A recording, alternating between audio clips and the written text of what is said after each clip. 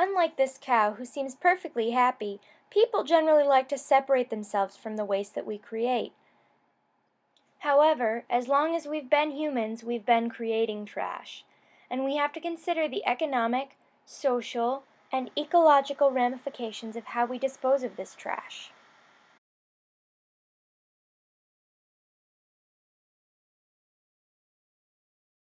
Garbage, waste, trash. No matter what you want to call it, humans have been producing solid waste since we've been around. It has been the same for every culture, no matter what. In fact, archaeologists have found a tribe of Native Americans in Colorado who produce an average of 5.3 pounds of waste a day, dating back to 6,500 years ago. And it wasn't only in Colorado. Mine dumps were constantly being filled to the point they would explode occasionally. However, it wasn't until ancient Athens in 500 BC in ancient Athens when the first public dump was created. Another example of ancient waste management was the Sheol dump in Jerusalem, which was periodically burned and was often considered hell or a depiction of hell. The process of dumping would last for centuries upon centuries.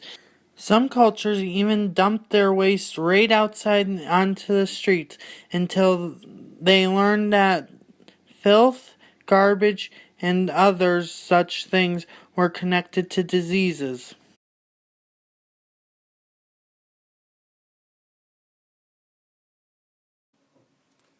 Where landfills end up is a major environmental, political, and social issue. After the people of Warren County, North Carolina, protested the dumping of PCB-contaminated soil among a predominantly African American neighborhood, people started to look at how environmental racism came into play when deciding where to place landfills. But with the creation of the National Environmental Justice Advisory Council in 1993, we can count on waste sites to be distributed in areas that do not pose a threat to any human beings, regardless of race, color, national origin, or income. Long been known, even notorious, for the Fresh Kills landfill site. During Hurricane Sandy, Fresh Kills played a new and different role for the area. Fresh Kills is no longer an active landfill, and it's being developed into what will be one of the largest urban parks in the country. These man-made hills and fields actually acted as wetland buffers for surrounding neighborhoods, a critical asset in the face of rising sea levels. I'm Michael Kimmelman, architecture critic of the New York Times. If this new park, a mecca and model for global experts in landfill reclamation, can get past the regulatory and financial hurdles, it could become a post-industrial success story like Manhattan's High Line. The landscape surrounding me here is a perfect example of a capped landfill.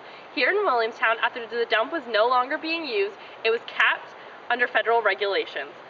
Unlike Fresh Kills in New York, this is not open to the public for recreation, but it is surrounded by its natural vegetation.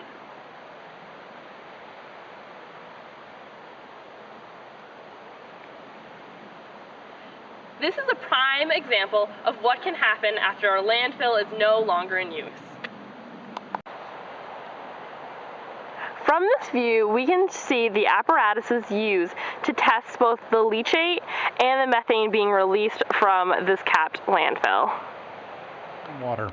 Lahidi Estaba is the environmental cleanup manager at Fort Jackson. He says they have used machines to help clean the groundwater, but now they're turning to Mother Nature to do the rest. We planted these trees, 175. It's a combination of poplars and willows, almost an even number of each. The process is a fairly young science called phytoremediation. The trees basically just draw the water and they don't metabolize the constituents, they give them off. Just checking the... It's a low-cost method with benefits to humans. Better air from them giving off oxygen as well. Fort Jackson does not get drinking water from this location, but by law, the installation must restore the area to drinking water standards. Estaba says it's difficult to predict exactly when, but at a capacity of moving up to 800 gallons a day, He believes the trees can remediate more than 90% of the area within 3 years.